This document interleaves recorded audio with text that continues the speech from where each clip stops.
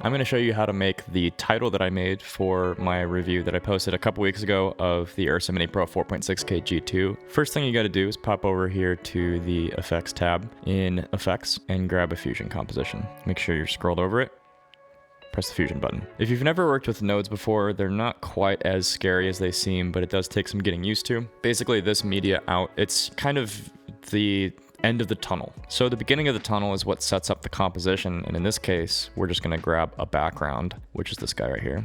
Also, another thing, if you hold Shift, Command, and then press Space, it'll give you a catalog of every single node that you could do, and you could just type in background, but here we go. I'm gonna grab this little gray square, drag it over here to the yellow triangle, and now we have a background. If we go back out to the editor, it is a black background still. If we were to go in here to this background and change it to like red or whatever, now it's red. So again, whatever's going into the media out is what is showing up here in the edit tab. For now, we're just gonna make this black. I'm gonna do like a soft black here. Cool. We're gonna interrupt this background and the media out with a text node. So you can press this button right here, or text, you want text plus. And as you can see, if we grab this, it's not gonna fit anywhere on here. And that's because you have to do a merge node. So I'm gonna select the background. I'm gonna press merge. I'm gonna press merge and bring this over. I'll drag this on top so it makes sense visually. And then I'm gonna pipe the text into the merge. I'm gonna select this text and go into my text, and I'm going to type a true fact. Okay, and this is all showing up exactly the way that I formatted it in here. So if you went in here and added like a line break or whatever, it's gonna show up. First thing I need to do is find the font that I like. For this one, I like this one called NT McKella Bold. I'm gonna select that. And then we have a little bit of basic formatting to do here. I'm gonna right click within this text box and do character level styling. You're adding a modifier that will allow you to edit the text within the text. So I'll show what that means. I'm gonna drag into this bottom layer. Now all these are selected. And then if I go to modifiers and change stuff, it's only gonna affect that bottom layer. I'm gonna make the second line a little bit smaller, and then I'm gonna go to shading and make it a much darker color. So now there's a little bit of separation there. In terms of color, this is actually a good time to bring up the fact that you guys saw me do the soft black background. I think that if you're going for this more vintage vibe, a stark white should never show up. What I'll do is go into the oranges and then pick like a cream almost, an off-white. Now when you see this against a black background, it's gonna just look white, but it's a little bit more of a soft white. It doesn't look quite as unnatural. I'll go over to modifiers, drag the eyedropper, make it a little bit darker. And then last thing, I'm gonna go to tools, text, line spacing, and bring it together. Okay, this is a good place to start.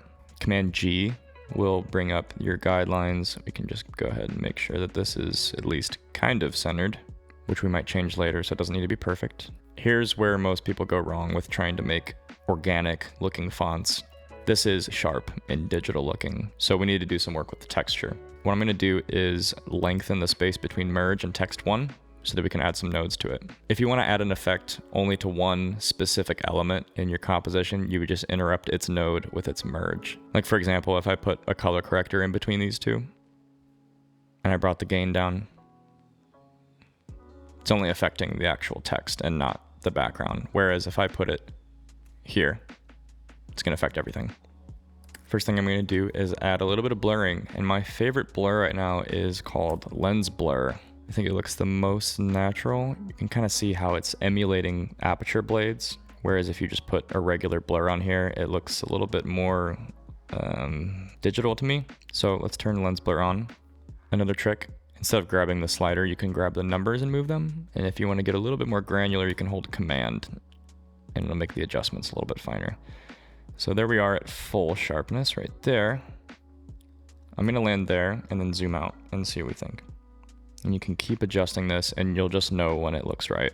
We kind of want this to look like it's being projected, maybe, like it's a stencil with light moving through it. So we're gonna need to emulate the way that that would look. The next thing I would add is a soft glow.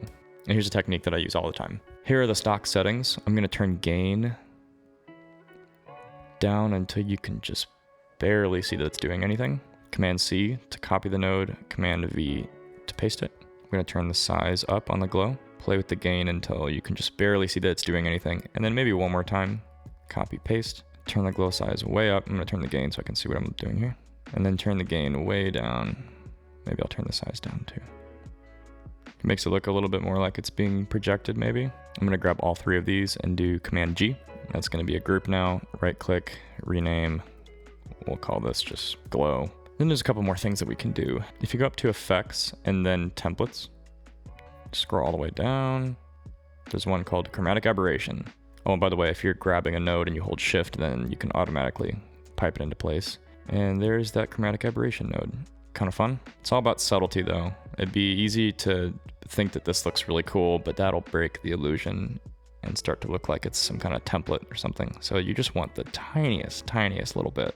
Next node is a Command Shift space, and we'll do camera shake. My formula for making it look like it's kind of a jittery projection is to turn rotation all the way down. X is 0, 0, 3. Y is 0, 0, 3. 0.003. Keep the strength up, keep the speed up, turn the randomness up, and then press play. If it's jittering too much, then you can go to camera shake and turn the overall strength down. We want to land in a spot where it looks like it's just barely jittering. Now we're going to move on to the global effects, meaning stuff that will affect the entire composition instead of just the singular layer, which is our text. I'm just doing the text and a black background right now, so you're not going to see that much of a difference. But if you have a background video that you want the text to pop up on, this would come in handy for that. So I'm going to add in front of the merge this time, film grain. My go-to preset is usually 35mm 400T, opacity up, zoom in so we can see what's happening, press play. And I like that. You never want to go too heavy with film grain. There's actually one thing I want to go back and change right after camera shake, and that is to add a lens distortion. So you can go in either direction. You could do a little bit of barrel, or you could do some pincushion. I think I'm going to do a touch of pincushion, just like that. There's one other technique I like to use if I want to make text look a little irregular. That is to add a displace node. And then I have this water caustic texture that if you drag that in, it looks like this. If you pipe that into the green input on displace, you can see that it's kind of displacing the way that the water texture looks underneath it. I'm going to change it to XY, and then we're going to change the Y diffraction. So it's a little too literal right now. I'm going to interrupt the water texture and the displace with a blur.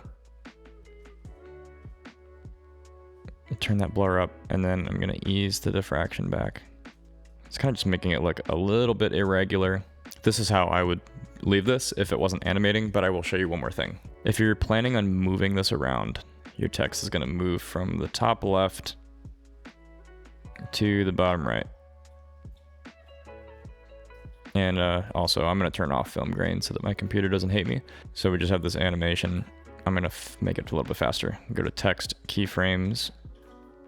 I'm going to look at these two keyframes and bring it a little closer.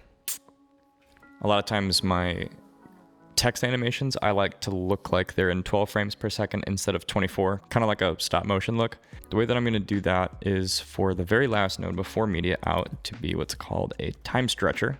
And then if you right click source time and you say expression, and then we type in floor, parentheses time, divided by 2 times 2. What it's going to do is get rid of every other frame, but make every frame twice as long. So you're just converting 24 FPS to 12 FPS. And there you go. Kind of looks like it's stop motion. Almost every single text treatment I do in any of my videos is some variation of this. You could do more grouping to make it a little bit cleaner, but that's basically how I do all my text. Thanks for watching. I'll see you soon.